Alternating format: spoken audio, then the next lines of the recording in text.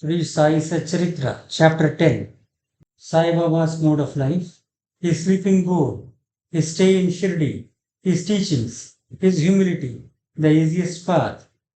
Remember him, Sai Baba, always with love, for he was engrossed in doing good to all and always abided in himself.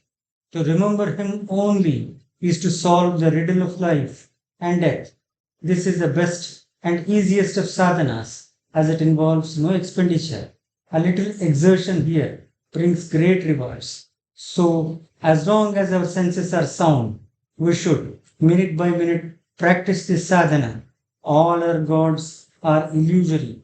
Guru is the only God. If we believe in Sadguru's holy feet, he can change our fortune for the better. If we serve him nicely, we get rid of our samsara. We need not study any philosophy like the Nyaya and the Mimamsa. If we make him our helpsman, we can easily cross over the sea of all of our pains and sorrows. As we trust the helpsman in crossing rivers and seas, so we have to trust our Sadguru in getting over the ocean of worldly existence. The Sadguru looks to the intense feeling and devotion of his devotees, endows them with knowledge and eternal bliss. In the last chapter, Baba's mendicancy and devotees' experiences and other subjects are dealt with. Let the readers now hear where and how Baba lived, how he slept, and how he taught. Baba's wonderful bedstead. Let us first see where and how Baba slept. Mr. Nana Sahib Bengali brought for Sai Baba a wooden plank about 4 cubits in length and only a span in breadth for sleeping upon. Instead of keeping the plank on the floor and then sleeping on it, Baba tied it like a swing to the rafters of the masjid with old shreds or rags and commenced to sleep upon it. The rags were so thin and worn out that it was a problem as to how they could bear or support even the weight of the plank itself, let alone the weight of Baba. But somehow or other, it was Baba's sheer leela that the worn out rags did sustain the plank with the weight of Baba on it. On the 4 corners of this plank, Baba lighted earthen lamps, one at each corner, and kept them burning the whole night. It was a sight for the gods to see Baba sitting or sleeping on this plank. It was a wonder to all as to how Baba got up and down the plank.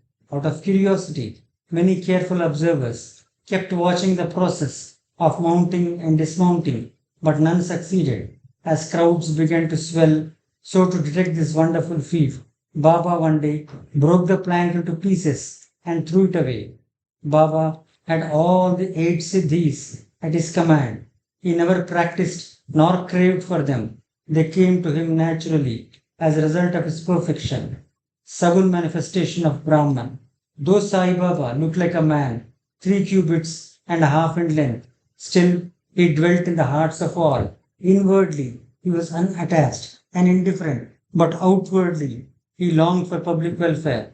Inwardly, most disinterested, he looked outwardly, full of desire for the sake of his devotees. Inwardly, an abode of peace, he looked outwardly, restless. Inwardly, he had the state of Brahman. Outwardly, he acted like a devil. Inwardly, he loved Advaita, that is union, or monism. Outwardly, he got entangled with the world.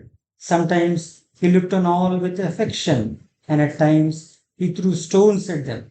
Sometimes he scolded them, while at times he embraced them and was calm, composed, tolerant, and well balanced. He always abided and was engrossed in the self and was well disposed towards his bhaktas. He always sat on one asana and never travelled. His band was a small stick which he always carried in his hand. He was calm, being thought free. He never cared for wealth and fame and lived on begging. Such a life he led. He always uttered, Allah Malik, God is the real owner. Entire and unbroken was his love for the bhaktas. He was the mine or storehouse for self-knowledge and full of divine bliss. Such was the divine form of Sai Baba, boundless, endless, and undifferentiated. One principle which envelops the whole universe, from a stone pillar to Brahma, incarnated in Sai Baba. The really meritorious and fortunate people got this treasure trove into their hands, while those people who, not knowing the real worth of Sai Baba, took him to be a man, a mere human being, were and are indeed miserable. His stay in Shirdi and probable birth date. None knew or knows the parents and exact birth date of Sai Baba, but it can be approximately determined by his stay in Shirdi. Baba first came to Shirdi when he was a young lad of 16 and stayed there for 3 years. Then all of a sudden he disappeared for some time. After some time he reappeared in the Nizam state near Aurangabad and again came to Shirdi with the marriage party of Chand Patil when he was 20 years old. Since then he stayed in Shirdi continuously for a period of 60 years, after which Baba took his Mahasamadhi in the year 1980. From this, we can say that the year of Baba's birth is approximately 1838 AD. Baba's mission and advice. Saint Ramadas flourished in the 17th century and fulfilled to a great extent his mission of protecting cows and Brahmins against the Muslims or the Mohammedans. But within 2 centuries after him, the split between the two communities, Hindus and Mohammedans, widened again, and Sai Baba came to bridge the gulf. His constant advice to all was to this effect: Rama, the god of the Hindus, and Rahim, the god of the Mohammedans, were one and the same. There was not the slightest difference between them. Then why should their devotees quarrel among themselves? You ignorant folk, children, join hands and bring both the communities together. Act sanely, and thus you will gain your object of national unity. It is not good to dispute and argue. So don't argue. Don't emulate others. Always consider your interest and welfare. The Lord will protect you. Yoga, sacrifice, penance, and knowledge are the means to attain God. If you do not succeed in this by any means, vain is your birth. If anyone does any evil unto you, do not retaliate. If you can do anything, do some good unto other. This, in short, was Sai Baba's advice to all, and this will stand in good stead both in material and spiritual matters. Sai Baba, a Sadguru. There are gurus and there are gurus. There are many so-called gurus who go about from house to house with cymbals and veenas in their hands and make a show of their spirituality. They blow mantras into the ears of the disciples and extract money from them. They profess to teach piety and religion to the disciples, but are themselves impious and irreligious. Sai Baba never thought of making the least show of his work. Body consciousness he had none, but he had great love for the disciples. There are two kinds of gurus: niyat, that is appointed or fixed, and aniyat, or unappointed or general. The latter, that is the aniyat, by their advice, develop the good qualities in us, purify our hearts, and set us on the path of salvation. But contact with the former dispels our quality, sense of difference, and establishes us in unity by making us realize how art that. There are various gurus imparting to us various kinds of worldly knowledge, but he who fixes us in our nature and carries us beyond the ocean of worldly existence is the Sadguru. Sai Baba was such a Sadguru. His greatness is undescribable. If anybody went to take his darshana, he, without being asked, would give every detail of his past, present, and future life. He saw divinity in all beings. Friends and foes were alike to him, disinterested and equal balanced. He obliged the evildoers. He was the same in prosperity and adversity. No doubt ever touched him. Though he possessed the human body, he was not in the least attached to his house or body. Though he looked embodied he was really disembodied, that is free in this every life. Blessed are the people of Shirdi who worship Sai as their God while eating, drinking, working in their backyards and fields and doing various household works. They always remembered Sai and sang his glory. They knew no other God except Sai. What to speak of the love, the sweetness of the love of the women of Shirdi? They were quite ignorant, but their pure love inspired them to compose poems or songs in their simple rural language, letters or learnings. They had none. Still, one can discern real poetry in their simple songs. It is not intelligence, but love that inspires real poetry as such. Real poetry is the manifestation of true love, and this can be seen and appreciated by intelligent listeners. Collection of these folk songs is desirable, and Baba willing, some fortunate devotee may undertake the task of collecting and publishing these folk songs either in the Sai Leela magazine or separately in a book form. Baba's humility. The Lord or Bhagavan is said to have six qualities: faith, wealth, non attachment, knowledge, grandeur, and generosity. Baba had all these in him. He incarnated in flesh for the sake of the bhaktas. Wonderful was his grace and kindness. He drew the devotees to him, or how else one could have known him? For the sake of his bhaktas, Baba spoke such words as the goodness of speech dare not utter. Here is a specimen. Baba spoke very humbly as follows: Slave of slaves, I am your debtor. I am satisfied with your darshan. It is a great favor that I saw your feet. I am an insect in your excreta. I consider myself blessed thereby. What humility is this? If anybody would think that by publishing this, any disrespect is shown to Sai, we beg his pardon, and to atone for this, we sing and chant Baba's name. Though Baba seemed outwardly to enjoy sense objects, he had not the least flavor in them, nor even the consciousness of enjoying them. Though he ate, he had no taste, and though he saw, he never felt any interest in what he saw. Regarding passion, he was as perfect a celibate as Hanuman.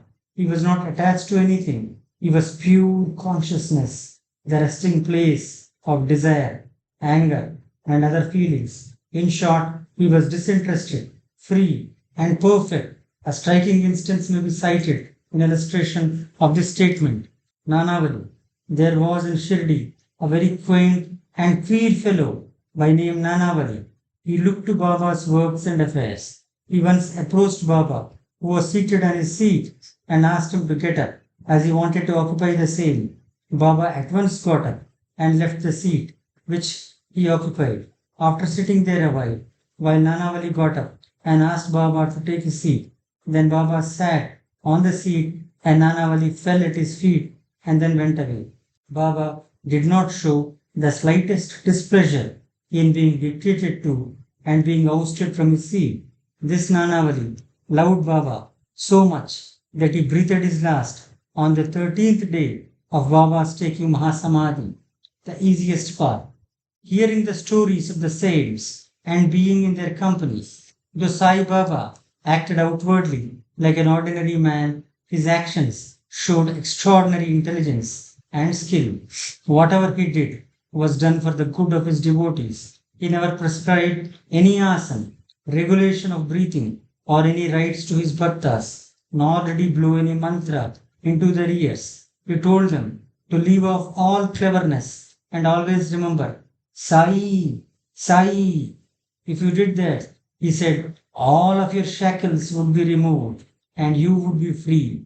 Sitting between 5 fires, sacrifices, chantings, eightfold yoga are possible for the Brahmins only. They are of no use to the other classes. The function of the mind is to think. It cannot remain for a minute without thinking. If you give it a sense object, it will think about you. If you give it a guru, it will think about the Guru. You have heard most attentively the greatness, grandeur of Sai. This is the natural remembrance, worship, and kirtan of Sai. Hearing the stories of the saints is not so difficult as the other sadhanas mentioned above. The stories remove all fear of this samsara, that is the worldly existence, and take you on to the spiritual path. So listen to these stories, meditate on them, and assimilate them. If this is done, not only the Brahmins, but women and lower class will get pure and holy. You may do or attend to your worldly duties, but give your mind to Sai and his stories, and then he is sure to bless you. This is the easiest path. But why do not all take to it? The reason is that without God's grace, we do not get the desire to listen to the stories of saints. With God's grace, everything is smooth and easy. Hearing the stories of the saints is in a way keeping their company. The importance of the company of saints is very great. It removes our body consciousness and egoism, destroys completely the chain of our birth and death, cuts asunder all the knots of the heart, and takes us to God, who is pure consciousness. It certainly increases our non attachment to sense objects and makes us quite indifferent to pleasures and pains, and leads us on the spiritual path. If you have no other sadhana, such as uttering God's name, worship, or devotion, but if you take refuge in them wholeheartedly, they will carry you off safely across the ocean of worldly existence. It is for this reason that the saints manifest themselves in this world. Even sacred rivers such as the Ganges, Godavari, Krishna, and Kaveri, which wash away the sins of the world, desire that the saints should come to them for a bath and purify them. Such is the grandeur of the saints. It is on account of the story of merit in past births that we have attained the feet of Sai Baba.